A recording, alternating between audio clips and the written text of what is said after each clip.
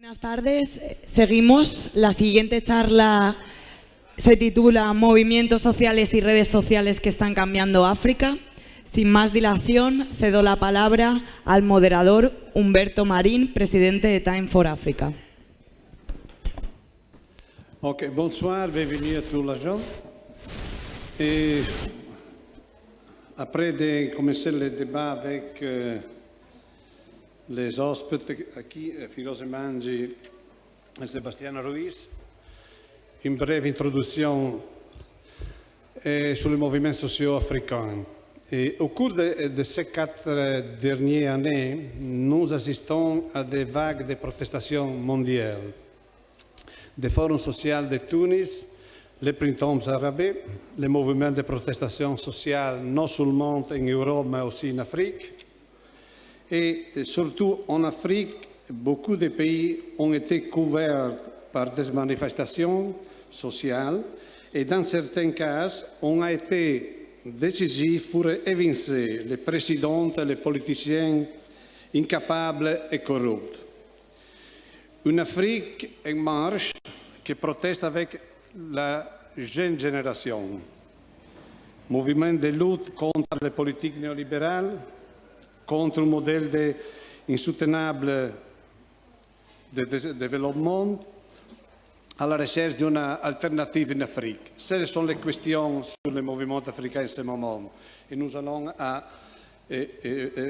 discuter avec Firoze Mangi, que vous connaissez, activiste kenyan, déjà président de Amnesty International Kenya, éditeur, rédacteur, fondateur de plusieurs revues de justice sociale et un observateur attentif des mouvements sociaux africains. Depuis, nous avons Sébastien Ruiz, journaliste spécialisé en relations internationales et d'études africaines, analyste politique de Virico. Non? Il est à peine revenu du Kenya, où se sont déroulées les élections politiques et suivies par des affrontements et des manifestations et protestations. Et je voulais demander à Rui brièvement, quelle est la situation actuelle en Kenya après les élections, depuis les élections? Buenas tardes a todos y a todas. Muchísimas gracias por la presentación y seré breve. Me pedía una breve análisis de la situación en Kenia. Las elecciones tuvieron lugar el 8 de agosto, es decir, el martes pasado, y el clima con el que se vivieron las elecciones era un clima de incertidumbre por parte de los medios, porque había un halo de temor de que se volvieran a repetir las circunstancias que tuvieron lugar en 2007-2008, la violencia postelectoral que tuvo lugar en Kenia. El motivo de este pánico era pues una fuerte contestación por parte de la oposición. Según las encuestas, el actual presidente, Uhuru Kenyatta, y el líder de la oposición, que había creado una coalición de partidos, pues estaban en las encuestas antes de las elecciones prácticamente igualados. Entonces, el clima durante las elecciones fue muy tenso, y el problema era que el líder de la oposición, 2 días antes, ya subrayó que si perdían las elecciones sería porque había habido un fraude. 2 días antes de las elecciones. Una gran parte de los votantes de este nuevo partido, denominado NASA, que es como superalianza nacional, como os digo, una coalición de partidos, pues una parte de sus votantes están concentrados en barrios muy empobrecidos, barrios de chabolas, si podemos decir. En inglés se utiliza el concepto slum, y que después entraremos, ¿no?, para hablar de esta juventud y cómo responde a la política, ¿no?, desde las redes sociales o desde otros puntos de vista. El problema es que incendió los ánimos. Como ya decía, que si perdía era por fraude, esta masa de población juvenil, no solo juvenil, pero una gran masa de población juvenil, mantenía a Odinga, a Raila Odinga, como un líder.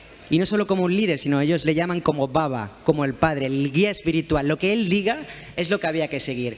Entonces, durante las elecciones, el recuento, todo el discurso de la narrativa de había sido robado, era muy potente.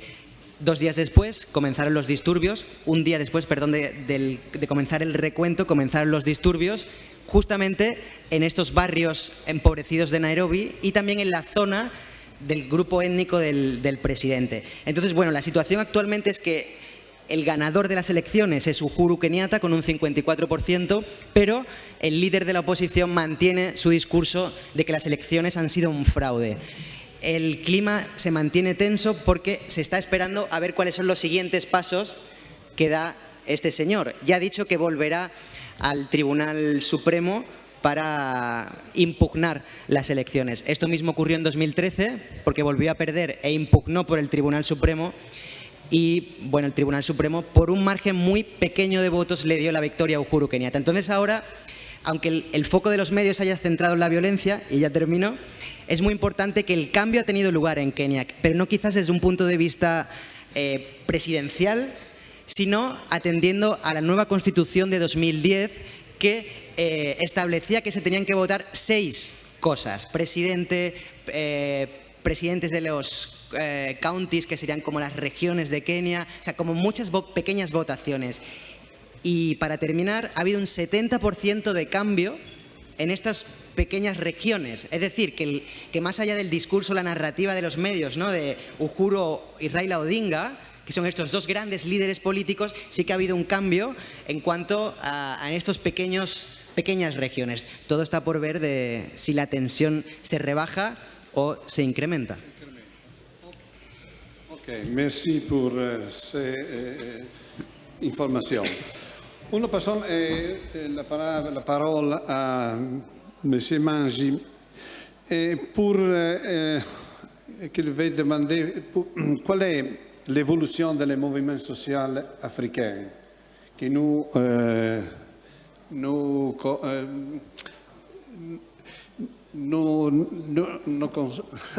excusez-moi, que nous n'avons pas dans les médias sociaux, les médias européens. C'est peu d'informations, mais le mouvement social africain est très, très vivant.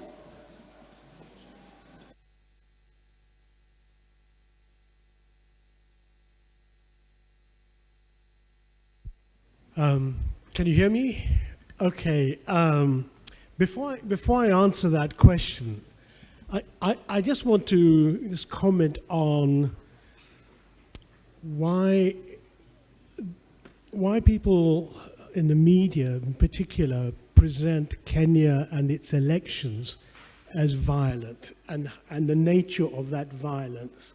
And I think this goes back to the elections of 2007 and 2008, when before the final results were announced and the indications were that Raila Odinga was going to win the elections, suddenly all the media were moved out of the main election area. The army surrounded the place, and in secret, Mwai Kibaki, the ongoing president,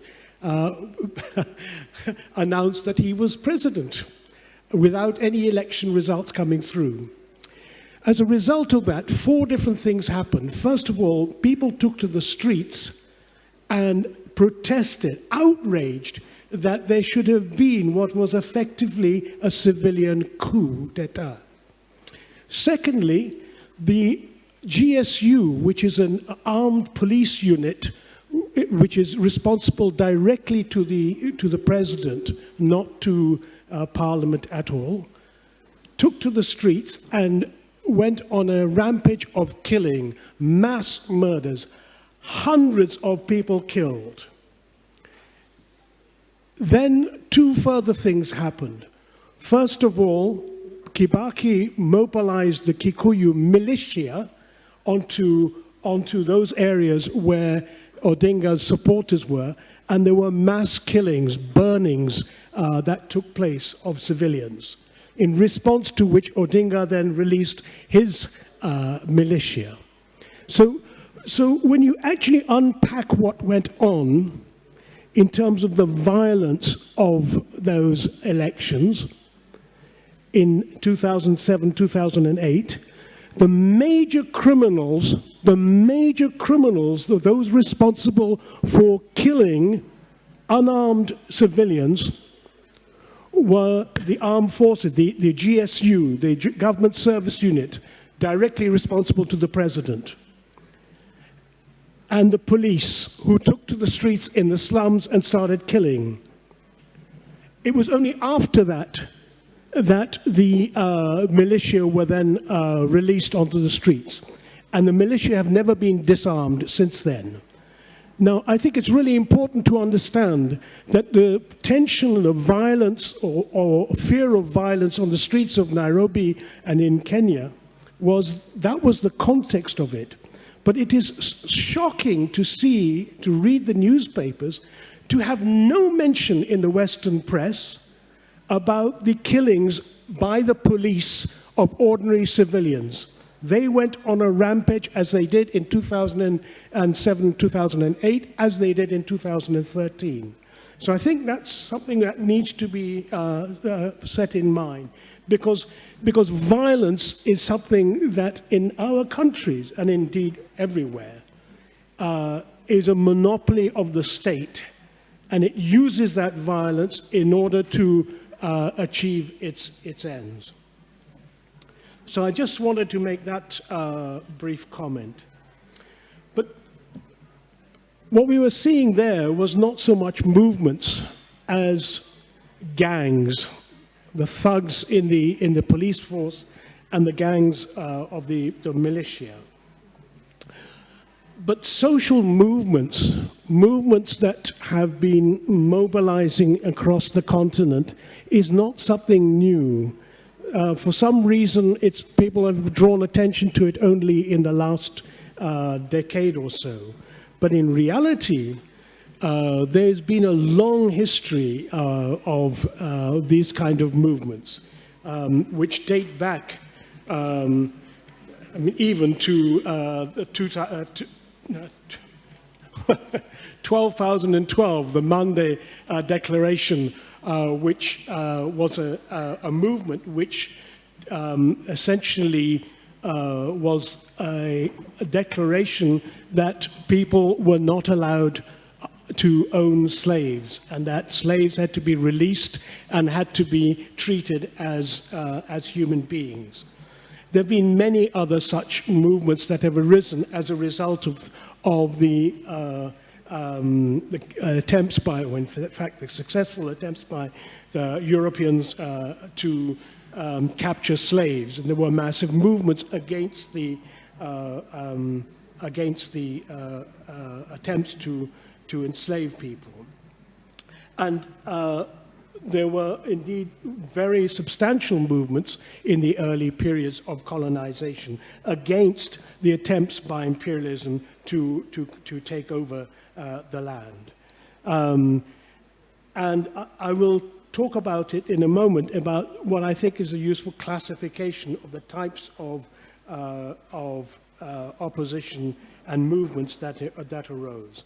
But I think the key thing is, I don't know how many of you were at my talk last Monday, but that what colonialism represented, what the invasion of the continent represented, was a massive dehumanization of the population of Africa. That was absolutely necessary if they were to be able to justify not only the slave trade, but to be able to grab land, to carry out torture, to carry out genocide, to imprison people, to rape, and so on. And since then, what has been created has been two spaces.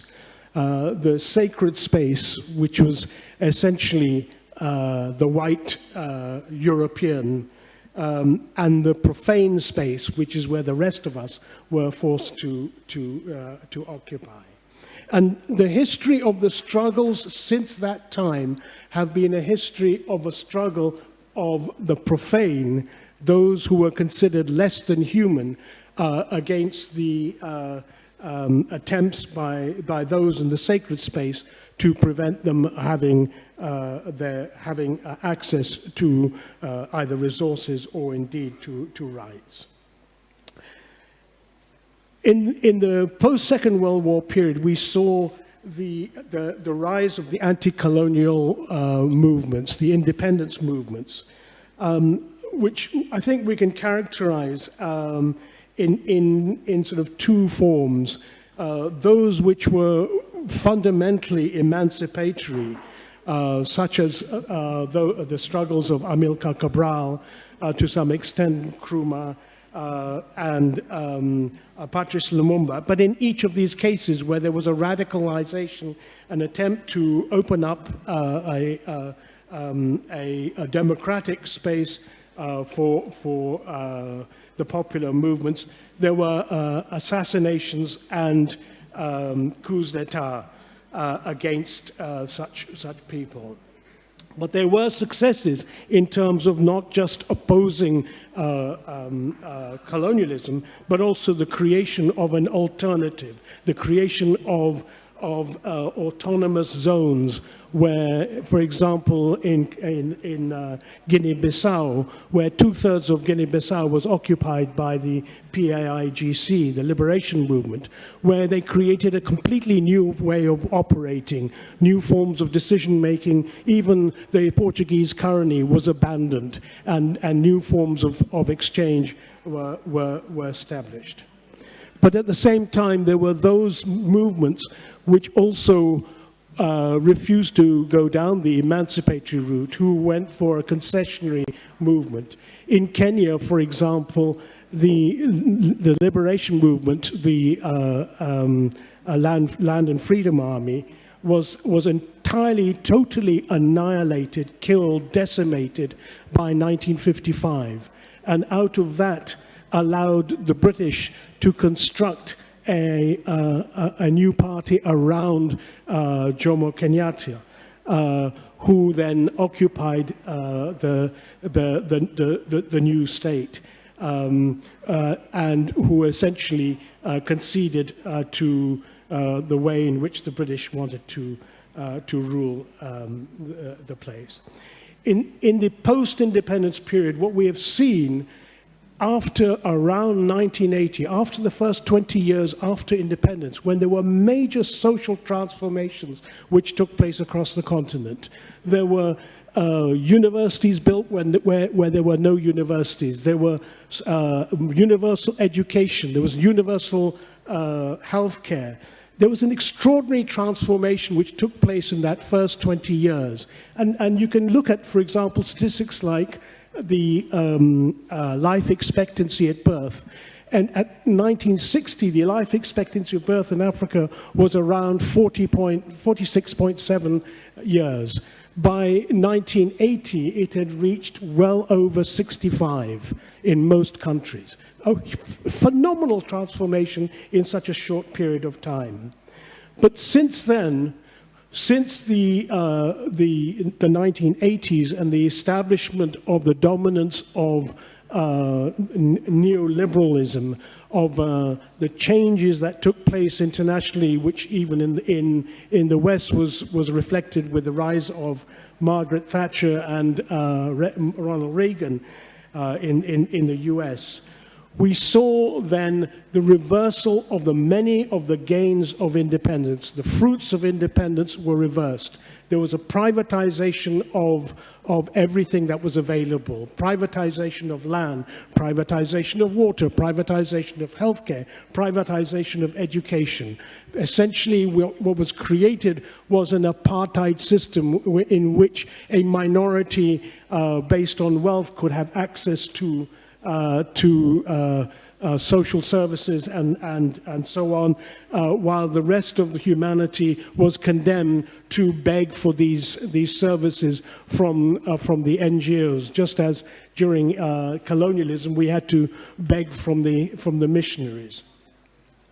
And we saw the establishment in that early period of one-party states, which gave away to the multipartism that was called democracy.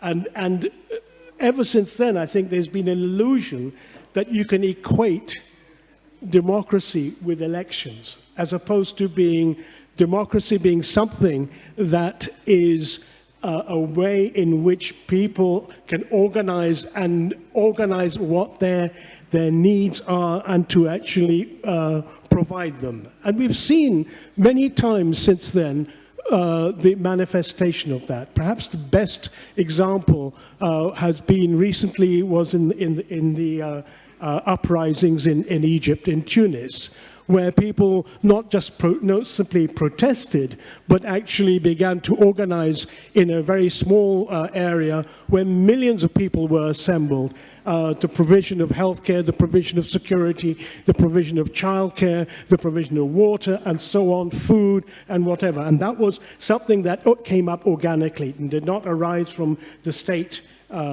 providing that. And basically what we see in the continent over the last 20 years, as neoliberalism has taken root, has been the growing discontent of the mass of young people, in particular across the continent, against the collusion, the collaboration of our governments with the international financial institutions, the banks, and so on. I mean, it's a tragedy that in nearly all of our countries, our governments are more accountable to the international financial institutions, to the banks, and to the transnational corporations than they are to the citizens who elected them. And I think that has been the source of major discontent. And in fact, I would go so far as to say that that discontent has been brewing and leading to a feeling of that the state itself lacks a legitimacy to carry out anything on behalf of the people. I think there's been a lot of romanticism about the nature of social movements that have emerged over this period. And just very briefly, I'd just like to sort of say that it is fantastic when we see people organizing, when they protest, when they try to change their immediate circumstances. But we have to understand also that the limitations of some of these kinds of movements. I think you have those which are short-term movements, which are an expression of unrest, it's often in response to state aggression. For example, the massive demonstrations that took place in the Kenya elections against the police killings, I think, is an example of that. Often these are located in very specific constituencies. For example, workers' strikes or farmers' occupation of land. Often they are very strong, very immediate, and often use violence against property, against the owners of farms and so on. There are strikes and demonstrations which include burning of buildings, burning of farms, and so on. And they can result in some level of violence, but often there is a sort of nihilism about them. It's against everything. There's very rarely much saying for, exception in very particular cases. And I think insofar as they remain only localized in particular constituencies, then they can easily burn out unless they begin to involve other social layers within society. But such movements can also transform into something much more. And in situations where they do draw in other sectors of society, then you begin to get a movement which starts making demands on the state, which focuses essentially on policy demands. Examples are the Unga Revolution in Kenya, which when the Kenya government tried to introduce increase in prices for maize, there was a mass demonstrations organized primarily from those people who were the shack dwellers. And that led to a situation where many people joined in those demonstrations and led to a reversal of the decision of the government. We see similar things with Abaklali Basmojondolo in South Africa, where they have been fighting for years for a space in the city, somewhere to live, instead of being condemned to living in as shack dwellers. And when the police attacked them and burned down their shacks, there have been major protest movements which have been successful in terms of reversing the attempts of the police to destroy them, and indeed leads to court cases where the police and MPs have been found guilty. We saw a similar thing happening in Senegal with the Ian Mar revolution, which exploded with young people taking to the streets, demanding that the then president should not be able to revise the constitution and to be able to establish his son as his successor. And I mean, it was an extraordinary movement. It changed the whole dynamics of politics for a while in Senegal. There was another example was the removal of Blaise Compaoré by young people who took the streets in Burkina Faso. Blaise Compaoré was the killer of Thomas Sankara. And again, that was a very successful movement that brought about some kind of political change.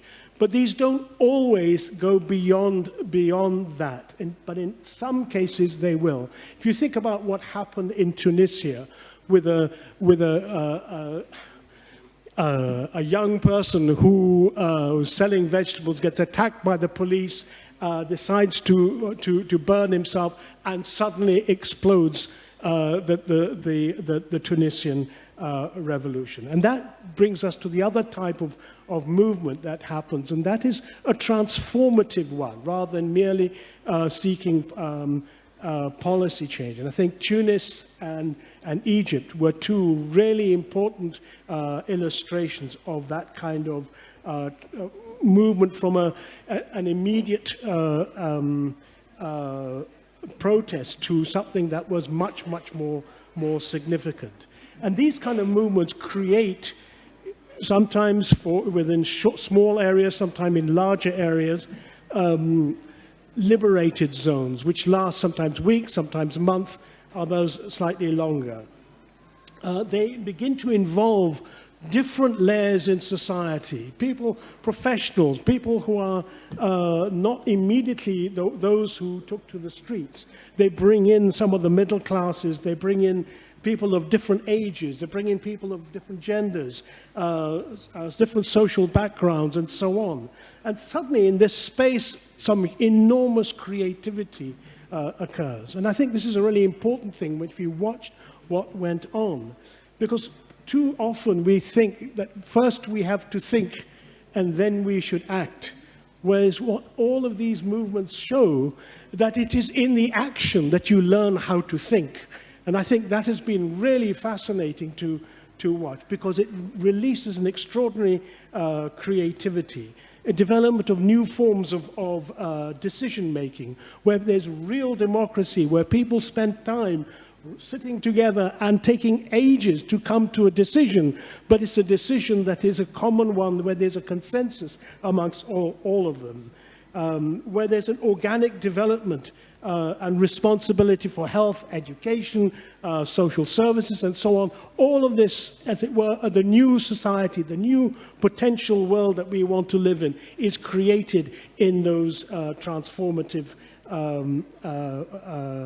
mobilizations. And there is a development of an emancipatory agenda, and that is something that is driven by popular mobilization. It's a direct challenge to power. It isn't about purely policy. We want better policies. It is about confronting power. and deciding who decides what how we live. It's presentation as opposed to representation, which is what elections are about, electing people to represent us. It's direct presentation.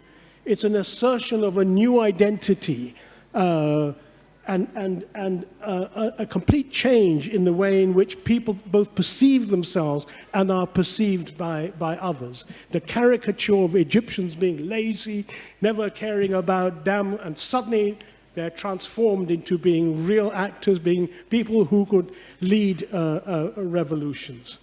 And it's a process of invention, I would say, of what it means to be human. Because it is that dehumanization that has eventually led them into that kind of protest. And it's a creativity to say we are claiming not only that we are humans, but we want to show what it means to be humans, what the invention of humanity means. And it is an emergence within that situation of a claim for a universalist humanity. It isn't just saying we are Egyptians. It is not saying we are just Tunisians, but that we are bringing about a freedom. We're showing a potential of the future that is of relevance to humanity. And it is the creation of an alternative existing state.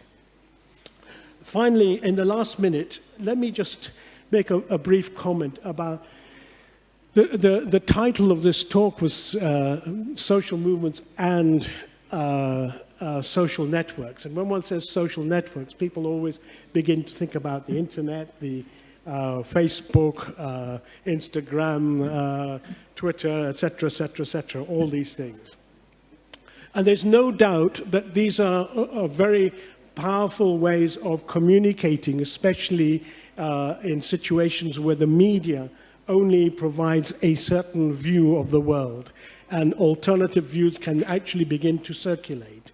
But there is a tendency, and I think in several workshops at this festival we've seen, is a tendency for people to fetishize the technology, to say, for example, after the Tunisian revolution, the newspapers were full of saying this was a Facebook revolution.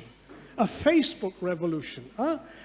In other words, they take away agency from those who were actually involved in doing this, and saying that the technology itself is what makes the difference. Well, in reality, it was the people who mobilize that make a difference. They might use different technologies, but if you say that these are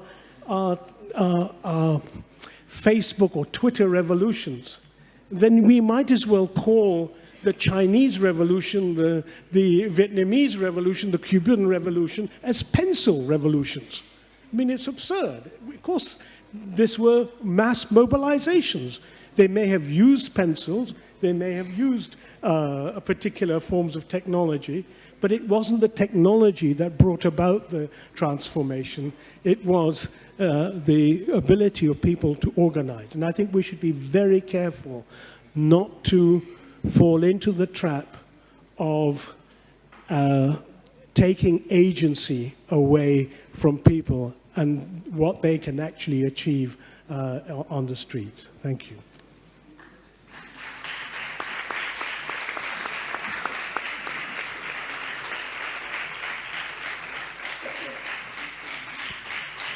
Merci pour ces importantes analyses sur la situation des mouvements sociaux. Je vais demander à Ruiz, quels sont les mouvements plus importants de ce moment en Afrique et comment la jeunesse participe et vive les mouvements sociaux? En primer lugar, muchísimas gracias por esta necesaria, al mismo tiempo que maravillosa introducción que sirve de background, ¿no? Para entender qué está ocurriendo ahora, porque no podemos desde los medios informar solo de una elección, como muy bien comentaba el compañero, sino que tenemos que retrotraernos, ¿no?, al tiempo de la colonización, por ejemplo, porque nos da muchas pistas para entender cómo algunas ciudades africanas, se ve perfectamente, continúan segregadas a través de estos planes urbanísticos que hicieron, ¿no?, y cómo eso se refleja hoy día. Respondiendo a la pregunta, me gustaría invitaros a que hagamos un viaje breve, porque la pregunta es compleja, pero bueno, intentar hacer un pequeño viaje por el continente para poder ver, aunque sea desde arriba, a modo de vista de pájaro, cuáles son algunos movimientos necesarios y al mismo tiempo interesantes que están ocurriendo o que han ocurrido en la última década. Y remarco lo que comentaba. Estos movimientos sociales que están teniendo lugar en África no son nuevos. Subrayo lo que comentaba el compañero, sino que vienen de al menos 200 años. No es como durante la colonización ya hubo contestación. Entonces simplemente es como que tengamos presente que no es nuevo lo que está ocurriendo ahora. Pues comenzamos en el Chad 2016. El presidente Idriss Déby es uno de estos dinosaurios políticos que lleva muchísimo tiempo. No es mi intención marearos con muchos nombres de políticos, pero bueno, al menos que os queden, ¿no? En el Chad, África del Oeste, la gente cómo se manifiesta, ¿no? ¿Cuál es esa solución de contestación potente para intentar echar a un lado a un presidente? Pues efectivamente, cada vez que se manifestaban había represión política, represión por parte del aparato estatal. En el 2016, el acuerdo social, que tiene mucho que ver las redes sociales, pero efectivamente no es lo único para explicar lo acontecido, es a través de los silbatos. La sociedad se organiza con silbatos y este movimiento, que a priori nos puede resultar, bueno, que puede pasar desapercibido, crea una contestación y una agrupación social muy interesante, tanto que los medios de comunicación se hacen eco. Podemos pensar que es donde me estoy centrando, son protestas sin protestas. Son protestas de la sociedad civil que intenta buscar esos resquicios, esas brechas, y si no las hay, las abre para contestar. 2016, Chad, silbidos, imaginaros, ¿no? Pero nos retrotraemos al 2013, Benín. Ya había habido manifestaciones porque el gobierno pretendía cambiar la Constitución, había habido caceroladas, había habido congregaciones, pero siempre la sociedad, o sea, el Estado reprimía. ¿Qué ocurre en el 2013? Y además nos suena mucho aquí en Europa del Este, ¿no? Todas las revoluciones de colores con todo el componente neoliberal que había detrás de ello, pero este componente del color, de identificarnos con un color, ocurrió en el 2013 en este país, en Benín. El color fue el rojo, llamado Red Wednesday, o como un movimiento de cada miércoles nos vestíamos de rojo, o llevar prendas rojas, porque creábamos un sentimiento de identidad, que si pensáis es lo que estamos encontrando en las redes sociales. Al final buscamos grupos de conexión donde poder entablar debates y poder reflexionar. Grupos. Al final necesitamos esos grupos para identificarnos, y esto es lo que hacían en 2013 en Benín, los miércoles rojos. Pero seguimos. Otra forma de protesta son las denominadas ciudades fantasmas. Y estamos hoy a viernes, el domingo, digo por traerlo un poco a la actualidad, el líder de la oposición keniana, Raila Odinga, en un speech el domingo decía, o sea, convocaba a la población, a todos sus seguidores, a hacer un paro, lo que aquí conocemos como una huelga, ¿no? Pero un paro, ya sabéis que podría desestabilizar una economía o al menos paralizarla, ¿no? Para que el Estado, es otra forma de protesta, para que el Estado reaccione.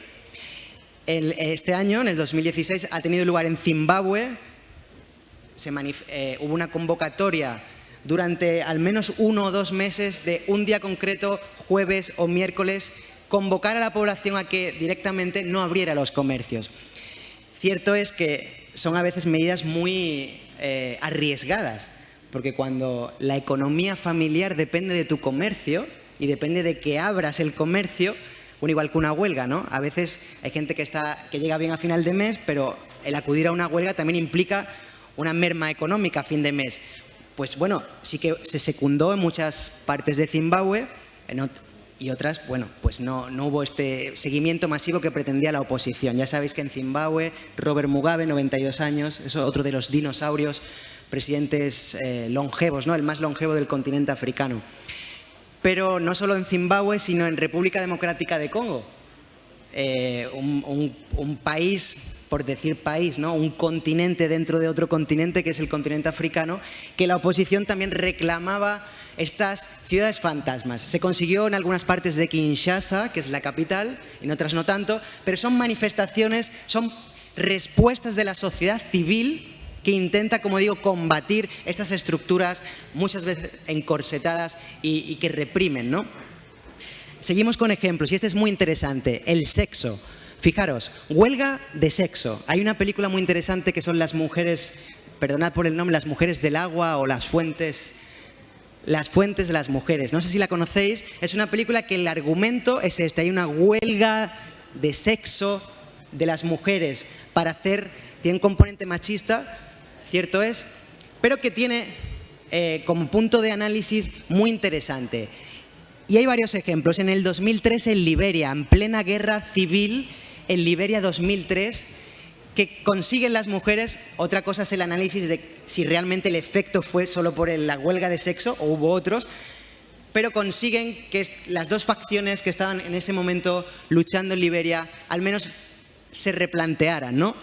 2003, vamos a Kenia, 2009, como comentaba, Mwai Kibaki, presidente, vicepresidente Raila Odinga, crearon un memorándum de entendimiento que salió mal y hubo otra huelga de sexo de estas mujeres de los políticos que incluso llamaron a las prostitutas de la ciudad a compensarlas económicamente para que mantuvieran esta huelga de sexo, ¿no? En 2009. Más reciente tenemos en Togo, en el 2012, otra huelga convocada por las mujeres para intentar, como una de las herramientas, ¿no?, para intentar cambiar esta percepción política. Etiopía, 2015. ¿Qué otro ejemplo? Fijaros, el gobierno de repente intenta presionar para que se instaure toda una vertiente radical del Islam en Etiopía. La comunidad musulmana se rebela, dice, no, esto no es nuestro Islam, este es nuestro Islam, habla de amor, habla de unidad, y sin embargo el gobierno etíope, con una ideología detrás, vamos, que se podría entrar en el debate, ¿no?, quería bloquear a esta comunidad, intenta instaurarla. ¿Qué hace la comunidad?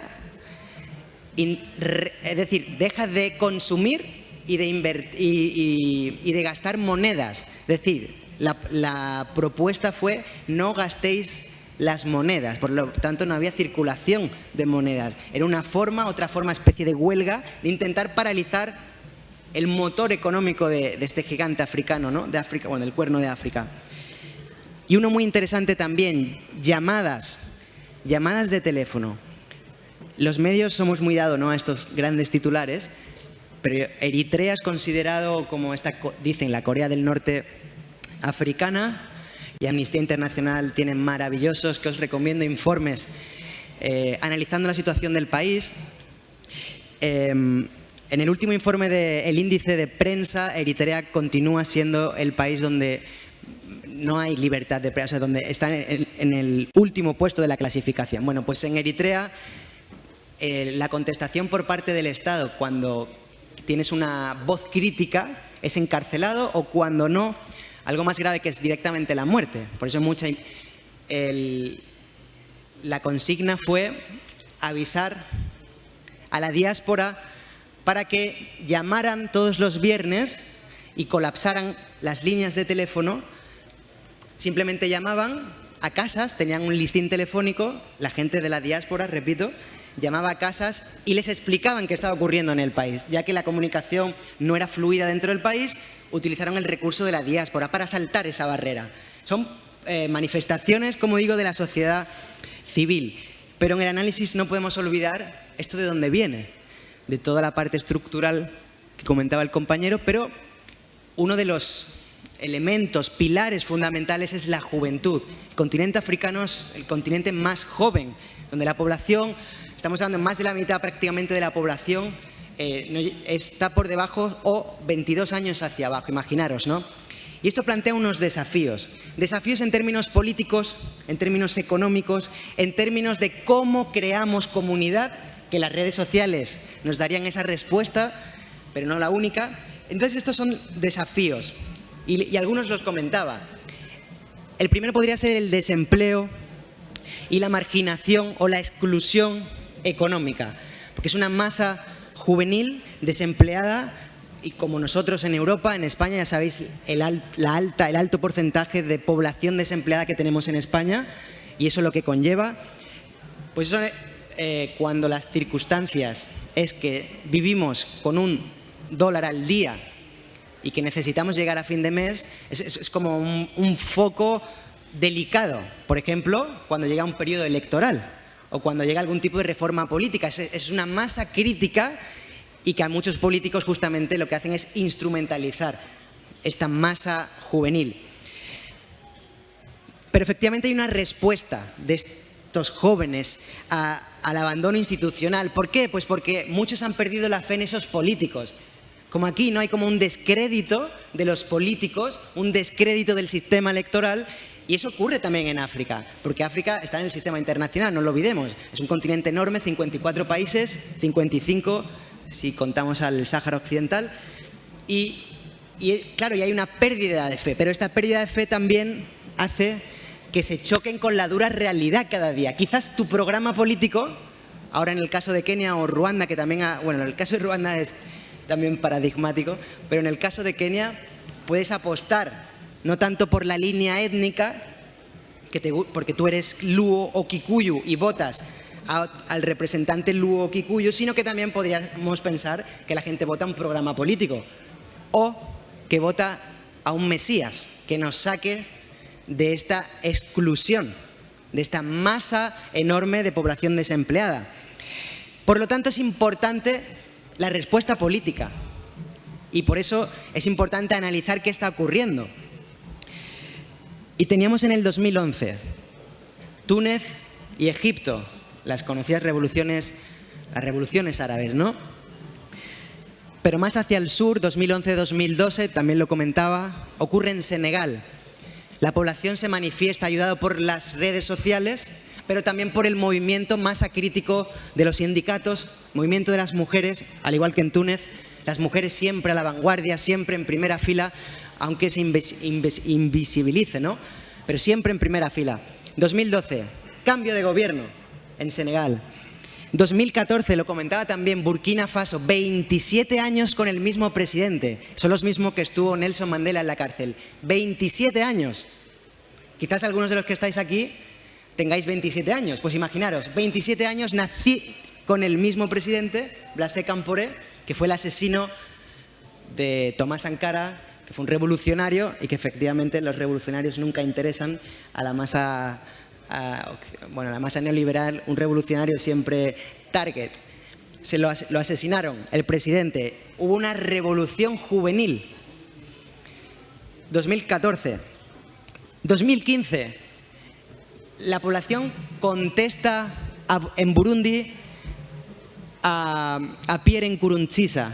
Quiere reformar la Constitución, apostar por un tercer mandato, la Constitución no lo permite, la población se manifiesta y la policía carga violentamente, no con gases lacrimógenos, sino con balas. Y hay informes de la ONU que manifiestan y que confirman fosas de población que se manifestaba contra el presidente. Eso es en Burundi. Pero hubo una contestación también social en República Democrática de Congo, porque en diciembre del 2016 el presidente actual, Joseph Kabila, tenía que haberse retirado del poder, pero eso es otra parte del debate, si queréis en el turno de palabras, continúa en el poder.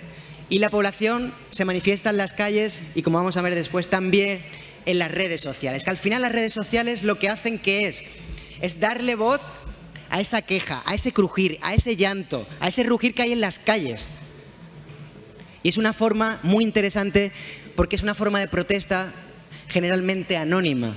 Y cuando tenemos un Estado opresor detrás nuestra que nos encarcela, que nos mata, ese parapeto que nos facilita las redes sociales, pues es muy interesante para el análisis. Pero también, como comentaba, no solo quedarnos en ese cambio radical, sino qué ocurre después de la revolución, ¿no? Es como la revolución no empieza ahora, cuando hemos quitado al presidente de turno del poder o cuando hemos conseguido eliminar una ley, sino ahí empieza la revolución también, ¿no? Es como, ¿ahora qué ocurre? ¿Seguimos unidos o comienzan las facciones?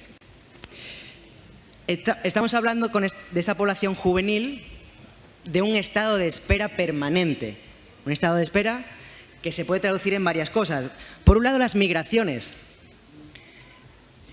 Las imágenes de los medios que nos muestran, y no os tengo porque estáis más que dopados y vacunados contra cómo los medios informan, ¿no?, de la llegada de inmigrantes.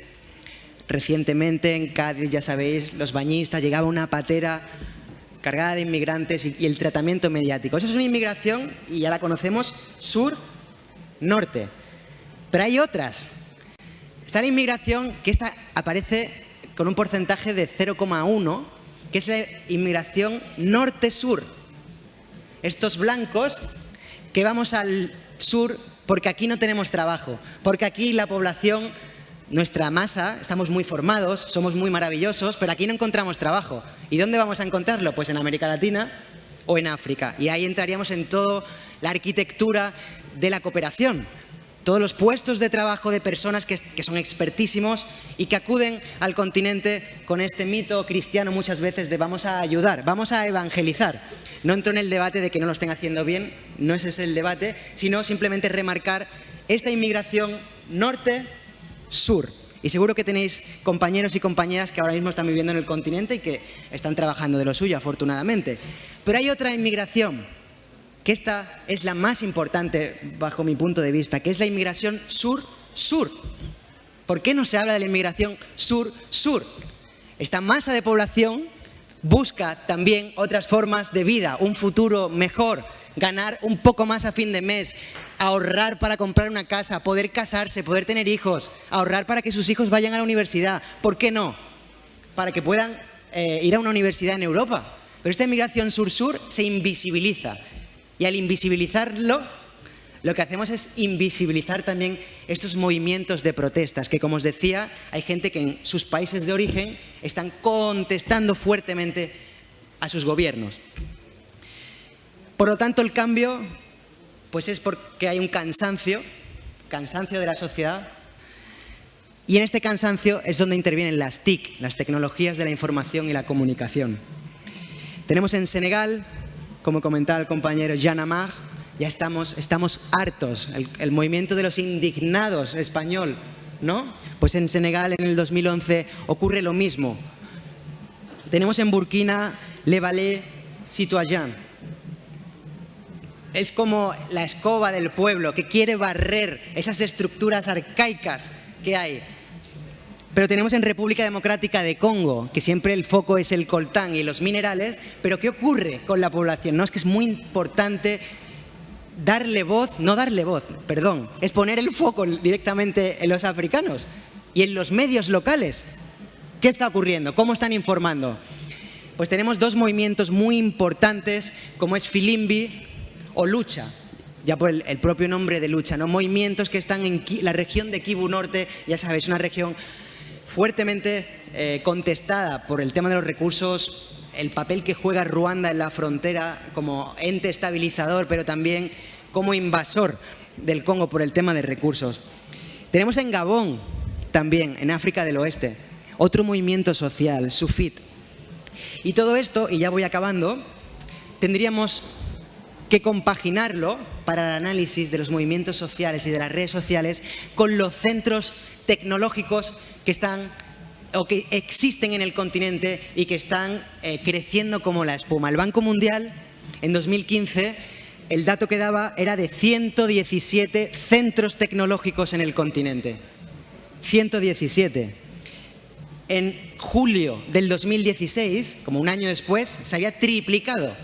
Si en el 2015 teníamos 117, 2016, a julio, 314. ¿Y qué ocurre en estos centros tecnológicos? Pues es esta masa crítica de la población y es el concepto maravilloso de la creatividad. Vale, no llegamos a fin de mes y tenemos recursos tecnológicos o de otra índole. ¿Y qué hacemos para sobrevivir? Lo que en mi tierra se llama el buscavidas, ¿no? Es como, ¿cómo vamos a llegar a fin de mes? Tenemos estos recursos, ¿cómo creamos? Y esos centros tecnológicos, para que lo entendáis, serían como aquí el concepto del coworking. Espacios de trabajo conjunto donde hay una persona especialista en tecnología, una persona especialista en redes sociales o una persona que tiene la creatividad y trabajar con temas de reciclaje. Bueno, 314 actualmente. Y para acabar, varios ejemplos. En Togo, un chico sin estudios de ingeniería ha creado una impresora 3D con material reciclaje en un centro tecnológico. En Sudán del Sur, el país más joven del mundo, se independiza en el 2011, J-Hub, un centro tecnológico en la capital, en Yuba. En Kenia, el conocido y mundialmente y referente en África y en el resto, el iHub, donde crean una aplicación después de la violencia postelectoral del 2007-2008, conocido como Ushahidi, que es testimonio. La sociedad civil se organizó porque los medios locales no estaban informando y fue la población civil la que a través de mensajes informaba. Esa plataforma se ha exportado a más de 130 países de todo el mundo.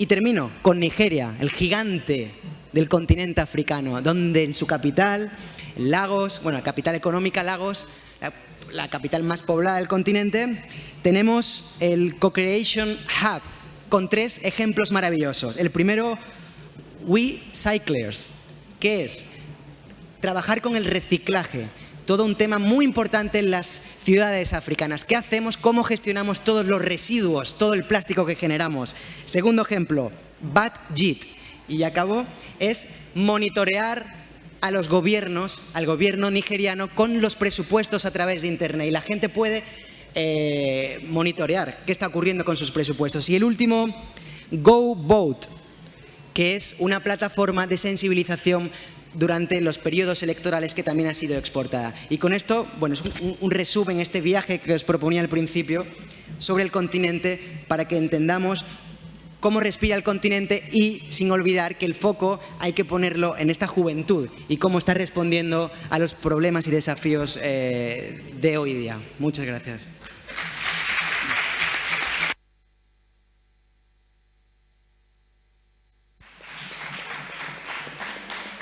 Nous avons une Afrique très très vibrante dans la place.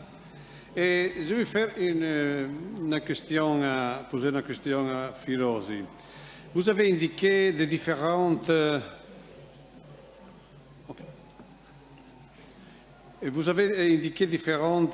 types de mouvements. Mais peut-être considérer ces mouvements une nouvelle lutte de classe ou non?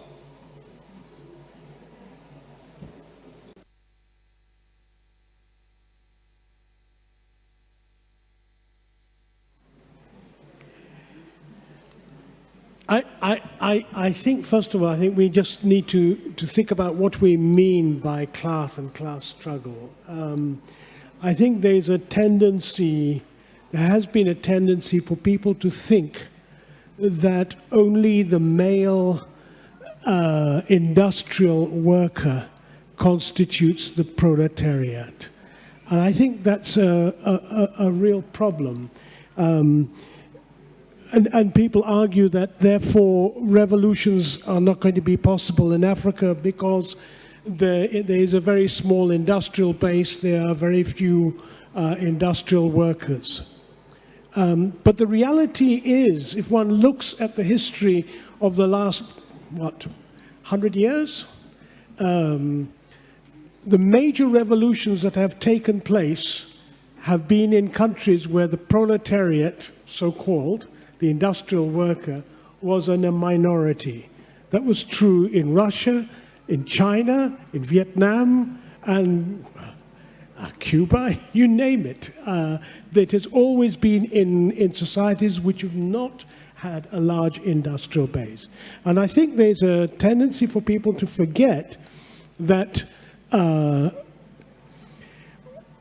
in most of African countries, for example, people go in and out of work. They are not necessarily permanent workers. Secondly, virtually everyone in our societies is now today imprisoned in one way or another by international markets. Even peasants who are, albeit may own a small bit of land to produce, are producing stuff for an international market. They depend on inputs which are produced by the corporations. So I think our understanding of what it means when we talk about a proletariat, when we talk about a potential class, I think we're missing a great deal if we don't understand the specificities of our own countries, in which the large mass of unemployed, of those who live in the shacks, who do little bits of work here and there to survive, constitute also part of a class who potentially could be won over to the kind of demands that any socialist movement would want to bring into play. And I think we have to have a much larger imagination. Amilcar Cabral talks about the importance of distinguishing between those who are, how did he put it? Those who are part of the detritus of society, those who are part of the sort of criminal gangs and so on, as being one type of group who do not necessarily have any vested interest in social transformation. But the vast majority of those who are unemployed and today never employed are part, in my view, of a potential movement for social mobilization. And so I think that's how I would try to deal with your question.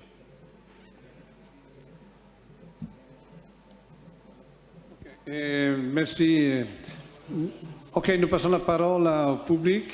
Mr. Samir Amin. Merci. Thank you.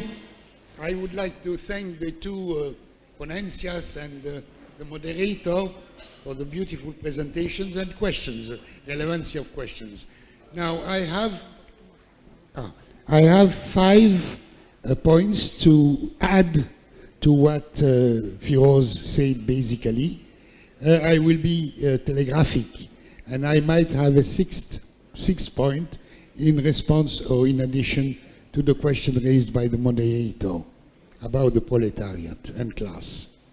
In a telegraphic way, that is 1 minute and a half, no more for each question, each point. 1, the movements which led to what I call the reconquest of national independence by the African peoples. It was not offered to them on a silver plate as it is usually presented in the West. It was reconquered, was an immense social, political movement, of course. But what is very interesting is that this immense social, political movement was inspired in the French and Portuguese colonies by the communists as the only school where the Africans could learn how to organize, struggle, imagine a target and a strategy, inspired by. In the English and Belgian colonies, it was the churches, and that's make an enormous difference. I could comment on Nyerere, Kaunda, and including Nkrumah, as opposed to a number of leaders which appeared in the French and in the Portuguese colonies, Amilcar Cabral and others. Now, that is a very important point, in my opinion. That is the philosophical, political, ideological reference which inspired, did not dictate a line or a strategy, but inspired. Second point, the target of this struggle for reconquering independence remained not clear for a long time. There was the double target: independence from the colonial power or a reform within the imperial system, the French and the British, in order to make possible a complete acceptance of it on the basis of equality of the colonized people and the nation, or the people of the colonizer nation. Now, this second target, which was for a long time, decades, from 1890 until 1950, the major strategy was gradually abandoned as considered rightly as impossible. And that led to a fast movement towards political independence. You can see that RDA in 46, which was created for the French colonies, was associated with the French Communist Party until 51 and moved towards independence in 55. That is 2 years before the French government took the, in response to that, the so-called autonomy, which led within 3 years to independence. A third point, the immense social political movements for the reconquer of independence was associated with a concept and a strategy for important, major, progressive social changes and reforms. I say progressive. They were qualified socialists very quickly by many, but they were, such as land reforms, such as democratization in a wide sense, including the organization, the free organization of working classes and so on. Fourth point was that in that period, of long period, contrary to what is said and considered until today, or especially today, the place and the role of the communists and those inspired by them was wide and quite decisive. But the common line taken by them, and I will go back to the 20s, but particularly to the 60s, was lack of audacity. I would say something which is not any more special to them. We can see it in France, in Italy, in Spain, where the Marxist communist tradition did exist, and how the lack of audacity has led to the present circumstances. I give briefly one example. Ward was elected by a combination of 3 political forces. Each of them got exactly 17% of the voice, and the 3 of them 54%, which was the majority. Those 17% were one-third Ward, one-third communist, and one-third of the socialists, which made a self-criticism and left the Socialist Party, which was defeated in the elections. The communists offered their victory to Ward. That is, considered that they would not have a right for a good part of the power system, but everything to what? We've seen that in other places than Africa in the same periods. The fifth point, that goes back to the 20s. In the 20s, the major force in South Africa was the Communist Party. They offered on a silver plate, and that was written in the time by some communists, the leadership to ANC, which they considered as a petit bourgeois, which it was, reformist movement. They offered them the leadership and the representation, which they had not.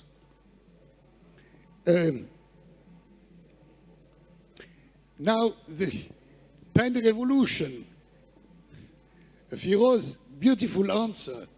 There is in Cairo, in the center of the city, close to Bidan Tahrir, a cafe called Café Riche. Riche in Arabic means the pen.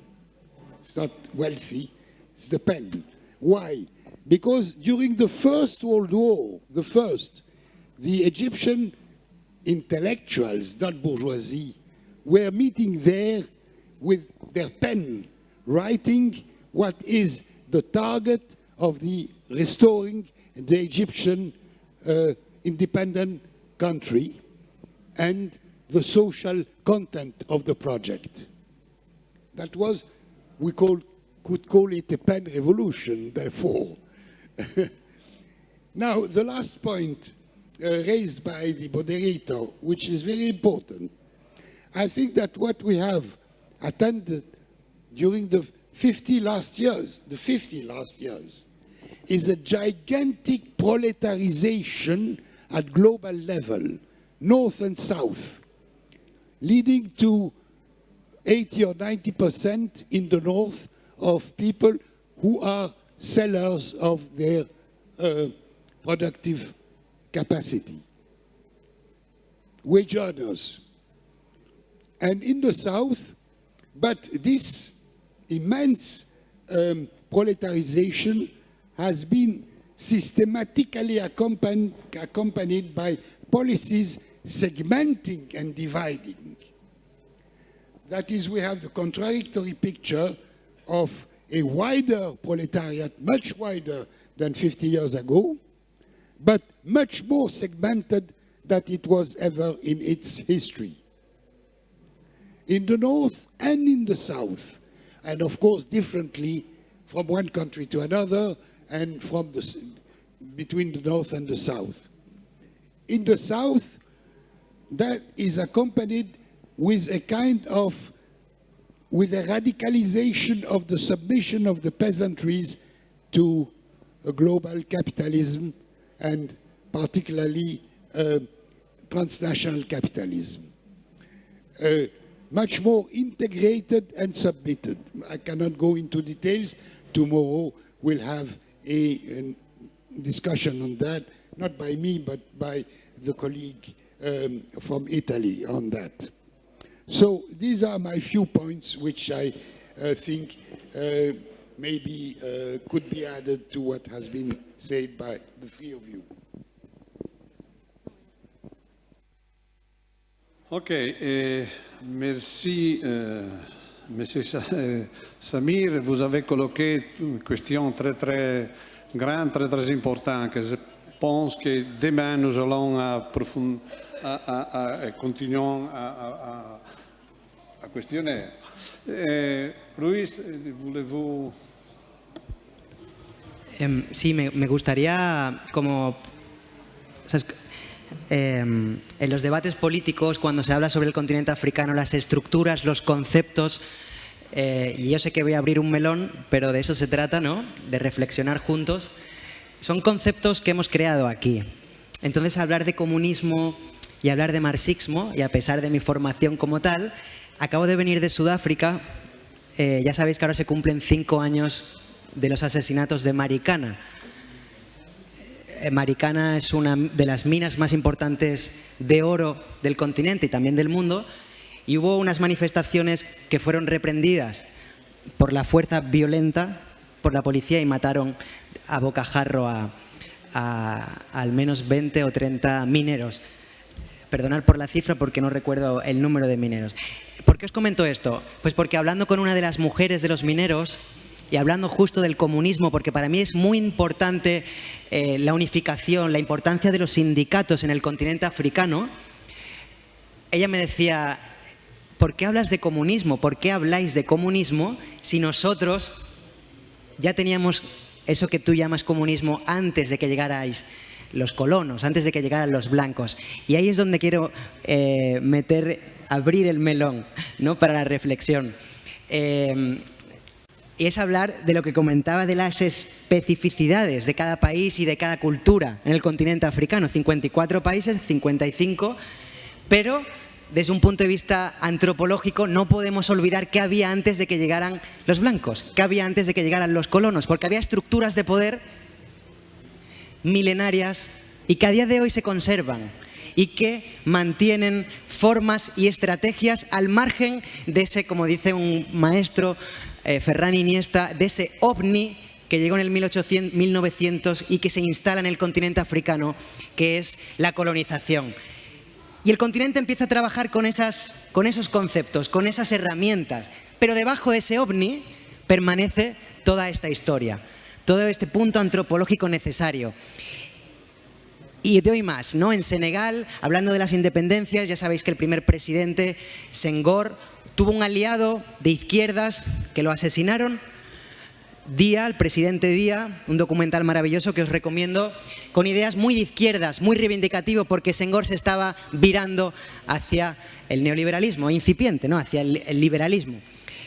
En el sur de Senegal hay un movimiento secesionista, en la Casamance, y que las estructuras de análisis tienen de obligado cumplimiento que basarse en los reyes tradicionales que existen.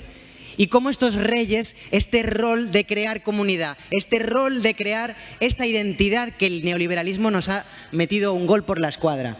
Y ahí podemos entrar también con las redes sociales, ¿no? Esta alienación de grito en Twitter, pero no me identifico con el que está a mi lado. No me identifico con el que no llega a fin de mes, ¿no? Es como esas estructuras digitales maravillosas según cómo se mire, pero que nos están individualizando más. Entonces aquí, para abrir el punto de reflexión, ¿no?, es necesario, creo, es mi opinión, seguir trabajando con conceptos que ya había antes de del concepto comunismo, marxismo. ¿Qué ocurre con estos primeros presidentes que beben?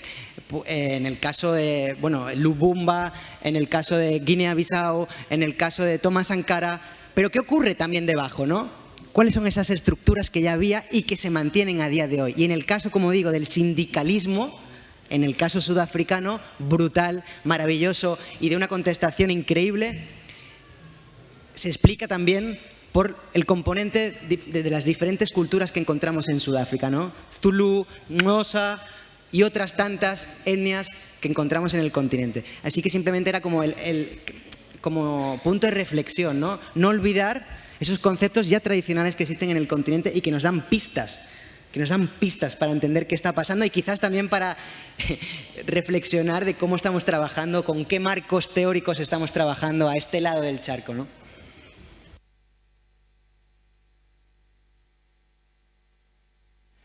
Well, the reality is that virtually all these so-called traditional ways of organizing traditional leadership, etc., were decimated. The process of enslavement, the process of colonization was systematically to destroy these structures, anything that could potentially be in opposition to it, and sought to refurbish. I mean, all the chiefs we have in Kenya, these are people who were constructed by the British. They were put in that place in order to be able to exercise a rule. And they created what, some of you may have read Mahmoud Mamdani's work about the bifurcated society, where those in the rural areas became subject to native authority. They were not part of civil society. They were so-called traditional. I mean, it's complete romanticism to look at that. If one looks back in the period before colonialism, there were very large numbers of very well differentiated tributary societies across the continent, which were very similar to those which appeared in Europe and elsewhere at the same time. Indeed, some of them precede that. So you can't just sort of talk about a romantic view about what these societies were like. Sure, there were societies which were much more homogeneous. Walter Rodney's work on the Upper Volta and looking at the slave trade there was what he was able to show. It was in the class society, in those societies where there had been a social differentiation, the class formation, who were the collaborators to enslave those in societies which were much less socially differentiated. So, you know, the formation of classes is not something new to Africa. The reality is, you know, whatever you want to call it, and let's forget the words if you feel uncomfortable about the word communism or socialism or Marxism. But the reality is that those political movements in the continent who have made major social transformations have been people who come forward with a political program that is inspired by a claim for a universalist humanity, the most important movements of which go by the name of being communist. And that's the reality. Samir talks about audacity. Well, the lack of audacity in South Africa has been phenomenal. The capitulation of the Communist Party there to the nationalist movement, the petty bourgeois nationalist movement, has a direct result in the killings that occurred in Marikana. Indeed, some of the major trade union leaders, former trade union leaders, were responsible and were shareholders in the platinum mines of, what are they called? Anyway, you know what I'm talking about. Ramaphosa, right. And so I think, you know, we have to say that the tradition of thinking about the formation of a just society, a society in which humans are able to give expression to the real meaning of community, of organizing in such a way that we eliminate all forms of exploitation, have developed long ago in Africa and are an organic part of our political traditions. It is not something that comes from outside. Indeed, I think the failure of much of communism and the communist movement internationally has been a failure to understand the richness of the tradition that Africa's struggles have actually contributed to the development of the ideas of what it means to be communist, what it means to be socialist. So I think we have to be very careful to not fall into the trap of saying these are movements from outside. I remember in the days of Daniel Arap Moi's presidency in Kenya, he stood there with pinstripe suit saying, communism comes from outside. We have to follow our traditions, huh? In a pinstripe suit. Well, that speaks volumes.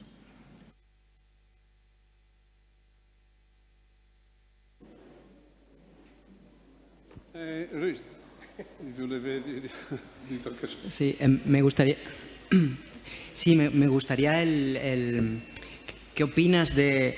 O sea, si pensamos o reflexionamos en cómo podemos spread out the message of the one world, of the unity,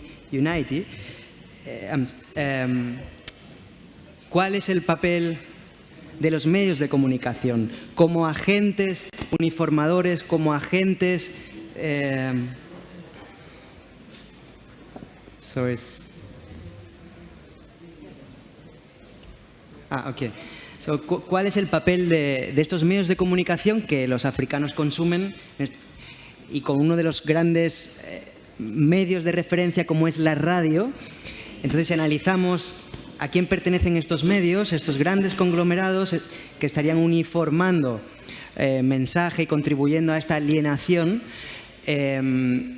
La pregunta que siempre me hago es cómo se puede crear, cómo volver a identificarnos, ¿no?, con el prójimo para crear este mundo más justo. Está claro que hay una corriente neoliberal de estos conglomerados mediáticos y la pregunta es cómo la sociedad civil puede hacer frente, qué herramientas tiene para defenderse de estos mensajes masivos en televisión, radio, prensa.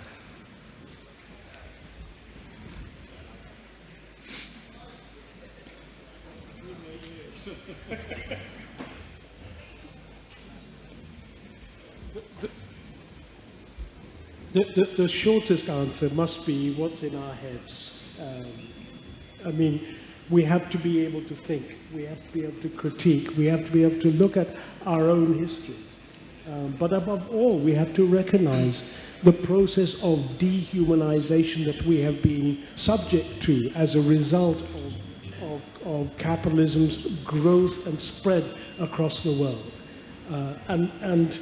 That includes what it does in the media and how the media treats Africa. There was a session just before this one which talked about the profound racism that the media has.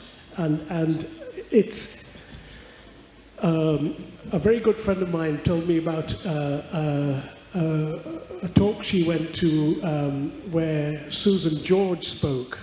And Susan George made a critique and said, you know, we need to be studying power. We're not spending our time looking at poor people. We're looking at power. And I think exactly the same thing. We don't want to be looking at how sweet and nice and beautiful Africans are and what nice clothes they wear. But rather to look at the power which lies behind presenting them as less than human. And that is what the challenge of the media, I think, fundamentally has to be. And in that, it has to give voice directly to, not as an intermediary, but a direct voice of those who are fighting for a liberation of the continent. Ok, nous avons encore 4 minutes. Si le public il y a une question de poser encore.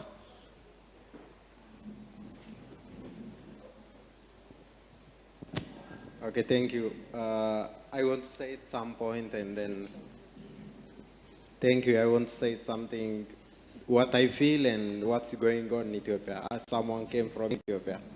The first thing I want to say that any type of political movement, like social or anything, without organizer or good leader is like joking on the blood of the people. This is what I feel. When I say this, I have my own reason as someone who came from Ethiopia because I know what was going there. Let me explain you, for example, the protest of Oromia region in Ethiopia, maybe 2015 for 2 years or 3 years. The protest of Muslim brothers in Ethiopia. So when we see this thing, for example, let me see the first thing, what of the movement of the Oromo people in Ethiopia, which was led by some people who think they are political, they are politicians, but actually they are not politicians, through Facebook.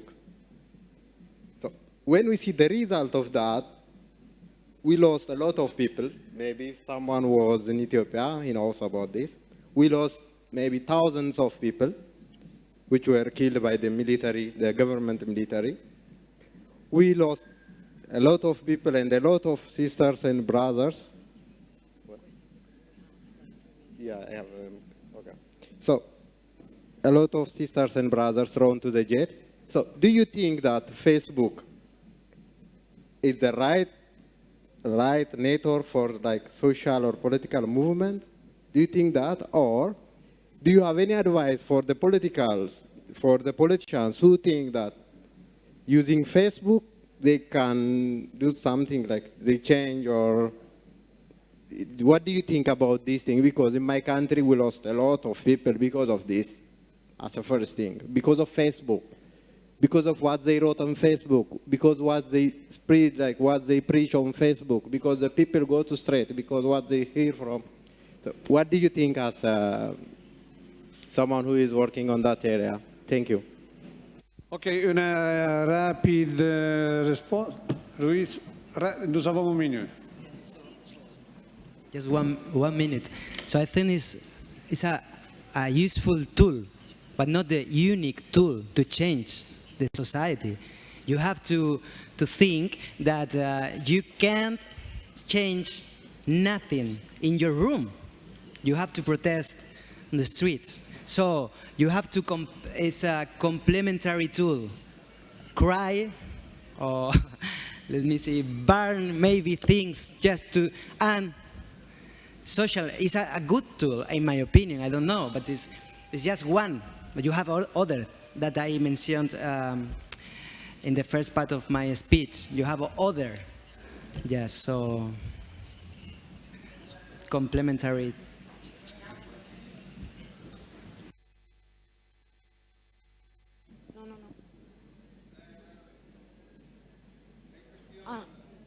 Oui. It's about Facebook. We have made a study in Egypt about the Egyptian so-called revolution and discovered that there was 4 networks communicating importantly through Facebook.